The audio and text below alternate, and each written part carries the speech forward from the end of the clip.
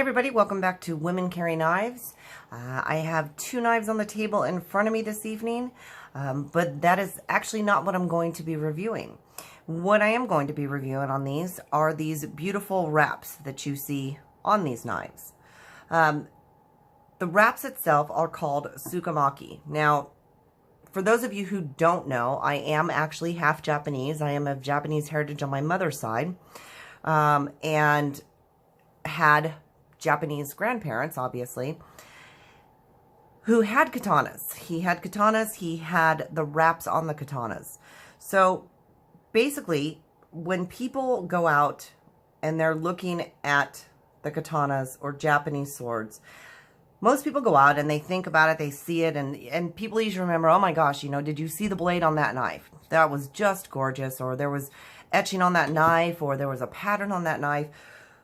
But the thing that really finishes a knife, or katana, or sword, whatever you want to call it, is actually the hilt wrapper. The person who comes in, does a Tsukamaki, is the one who is doing the hilt wrapping.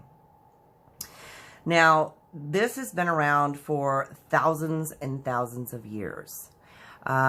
There's many different ways to do it. Some people will wrap a knife. In the old ways, you had two pieces of wood. The wood was then placed along the tang, filed to whatever shape they wanted. Then it was covered with what's called a skin. Now underneath here, you see what's called red ray skin. Okay, that's underneath the wrap itself. The red ray skin was what held the pieces of wood together for the tang, which created the handle. And then what was used was the wrap, the Tsukamaki, to hold everything together. And it's the wrap that really finalizes and makes the piece. There are a lot of different ways that you can actually wrap a sword, or in this case, just a knife, which I think is absolutely gorgeous. I had one of my grandfather's wrap knives many years ago. I actually don't even know what happened to it. I am actually very grateful. This is from, if I have not mentioned it yet, this is from Ragin Asians Tsukamaki.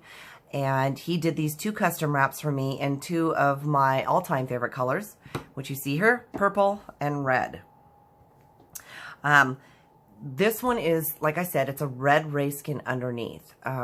When you're looking at these, the patterns are just, the handle is so smooth. His wrap is just perfect. It's just beautiful. When you're looking at them, it kind of looks, if you're not familiar with it, it looks like it's got, and maybe you can see it on this one a little bit better. Let me show you. It almost looks like you have two loops going together, but that's not the case. The way that they're actually done is now in the old school, I'm not actually sure how he does it, but you have triangle pieces that are put in here, and that is kind of your guide to where you're wrapping it. Each wrap around is then twisted. So each piece actually twists over each other and wraps around, and it's completed with a knot. This one, as you can see, two different styles here. This one is actually wrapped. This one he left open for pommel strikes. So, which I think is very cool because I have not actually had one like this. The craftsmanship, the precision, like I said, is absolutely gorgeous. He does such a good job. When you're wrapping a sword, a knife, whatever it is, it takes a lot of practice to get it right. Not only that, but it can take hours to do one. It's something that you can't, I mean, I suppose you can just go on and find a place to do it, but it's never going to look like this. You need the practice. You have to know what you're doing. You have the different styles of skins underneath. You know, you have the different styles of wrapping, whether how you twist it. And if I'm not mistaken, I believe there are 7 different types of wrap, but I would have to look that up. The final knot is you usually have one final knot on one side or the other. This, I mean, it's just, his craftsmanship is just incredible. I can't even tell you. So I took this out. Now this is a very heavy knife, but I did take this one out first, And I played with it, and I banged on some wood, you know, because again, it's not really, it wasn't the knife that I was interested in. It was the wrap itself that I wanted to do a review on.